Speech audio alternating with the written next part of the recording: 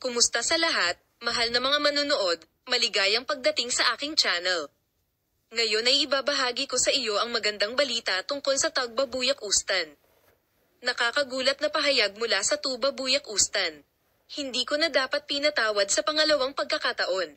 Upang mapanood ang mga detalye ng video, huwag kalimutang mag-subscribe sa aking channel, i-like ang aking video at ibahagi. Oo, mahal na mga tagasunod, isa sa pinakasikat na aktor ng Turkey, si Tagbabuyak Ustan, ay lumabas sa press upang wakasan ang mga haka-haka na madalas lumabas sa media tungkol sa kanyang buhay pag-ibig kamakailan. Habang ang sikat na aktor ay nanginginig sa agenda sa kanyang nakakagulat na mga pahayag, gumawa siya ng taos-pusong pag-amin tungkol sa kanyang mga nakaraang relasyon. Narito ang mga detalye. Binasag ni Tubabuyak Ustan ang katahimikan tungkol sa kanyang buhay pag-ibig, na naging madalas na paksa sa agenda ng magazine sa mahabang panahon. Nagulat ang batang aktres sa mundo ng magazine sa pamamagitan ng taimtim na pag-amin tungkol sa kanyang mga pakikipagsapalaran sa pag-ibig at mga nakaraang pagkakamali.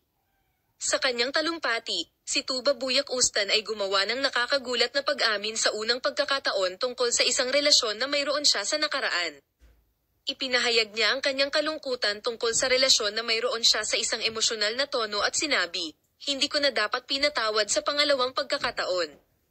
Ang sikat na aktres ay gumawa ng isang pag-amin na puno ng mga detalye tungkol sa kanyang nakaraang relasyon, ang punto kung saan sinabi ni Tagbabuyak Ustan na nirepaso niya ang kanyang mga pagkakamali, ang punto kung saan ipinaliwanag ni Tagbabuyak Ustan ng detalyado kung paano nagsimula ang kanyang relasyon, paano ito nabuo at kung bakit ito natapos.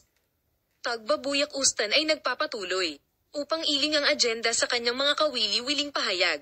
Si Tagbabuyak Ustan, na nagsabi na hindi mahirap unawain kung paano naglalagay ng presyon sa amin ang mundo ng magazine, gumawa ng mga nakakagulat na pahayag sa paksa, lahat ito ay mula sa amin sa ngayon. Ang mga detalye ng balita ay nasa aming susunod na video. Bye-bye.